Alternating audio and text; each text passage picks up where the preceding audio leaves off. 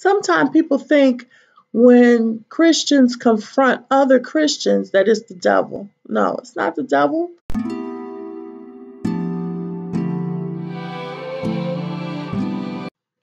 Hello, everyone. Welcome to PastorKims Corner. Yes, it is me, Pastor Kim. Welcome back, welcome back, welcome back. If you are new here, thank you so much for stopping by.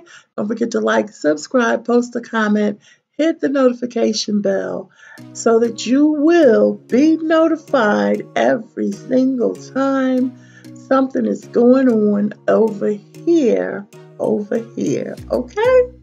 So today we are continuing with the book of Galatians. Paul is dealing with the Galatians and their faith and their religious hypocrisy. I don't even know how else to say it. Let's get to this right here. We looked at yesterday, so let's get to this. Verse 11.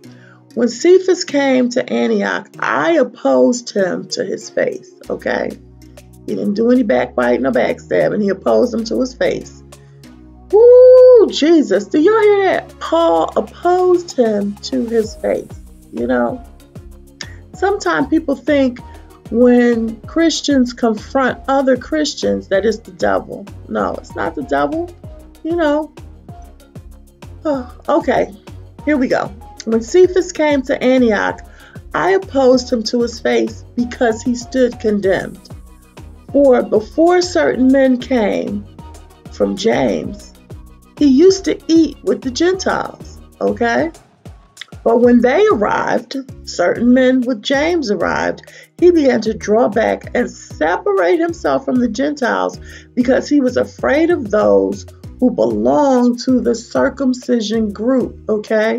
Now, yesterday we talked about how somebody was on an assignment to the circumcision group. I believe that was Peter, and Paul himself was on an assignment, or someone else was on an assignment to the uncircumcised group, okay? So it didn't matter. But you know how people are. They try to throw shit. No, what's that called? What's that called, y'all, when people like, you know, they try to act new. They try to act new when other people come around. And that's what was going on here. Can y'all believe that? That was going on way back when in the church, okay? That's why the Bible says judgment starts in the house of God, all right? So he said before certain men came from James, he used to eat with the Gentiles, okay? But when they arrived, he began to draw back and separate himself from the Gentiles because he was afraid of those who belonged to the circumcision group, okay? The other Jews joined him in his hypocrisy. So everybody was hanging out with each other, having a good time. But when someone came that they wanted to impress, were intimidated by, wanted to impress, were afraid of what they might think, wanted to impress, the other Jews joined him in his hypocrisy, so that by their hypocrisy, even Barnabas was led astray. You know, by their hypocrisy. You know, you could be a stumbling block for somebody. You got to be more careful. When I saw that they were not acting in line with the truth of the gospel, I said to Cephas in front of them all, you are a Jew, yet you live like a Gentile and not like a Jew. How is it then that you force Gentiles to follow Jewish customs? How is it that you're going to force Gentiles to follow Jewish customs when you yourself are a Jew and you are not living like the Gentiles?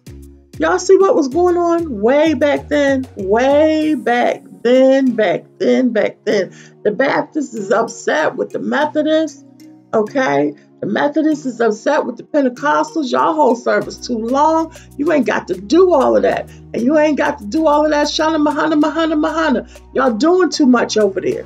Doing too much. Everybody is just, you know, just having a problem, okay? And then the Pentecostals, some Pentecostals is acting like they Baptists until their Pentecostal leaders come around and then they try to shun the Baptists, and then vice versa. Some of the Baptists is coming over, getting a breakthrough, getting a shout on, and then when they run into the Pentecostals that helped them up off the floor, they shun them. What you talking about, Pastor Kim? Y'all know good and well what I'm talking about. This is what was going on. We can talk about it in the spiritual, and we can definitely talk about it in the natural. And so the Jews are trying to pull the Gentiles over to them, even though they've been saved. Y'all know that's true. Y'all know it's true. Even though they've been saved, they're still trying to pull them over to their practices and their habits and what they do and their do's and don'ts, okay? Been there, done that. All right, anyway, y'all, I hope that you got something out of this word today. Don't get too wrapped up and tangled up into other people's issues. You know what I mean?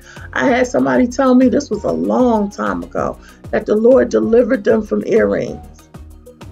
The Lord delivered them from earrings. I said, well, maybe that was an issue for you. Maybe that was a form of idolizing. If the Lord had to deliver you from earrings, then maybe that was an issue for you. But earrings are not an issue for me. Okay? Listen, let's get to the shout outs. Y'all have a blessed day and a purpose-filled life. And you know that I love you with that agape love.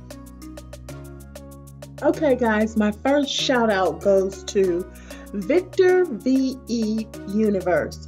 This is one of my international supporters.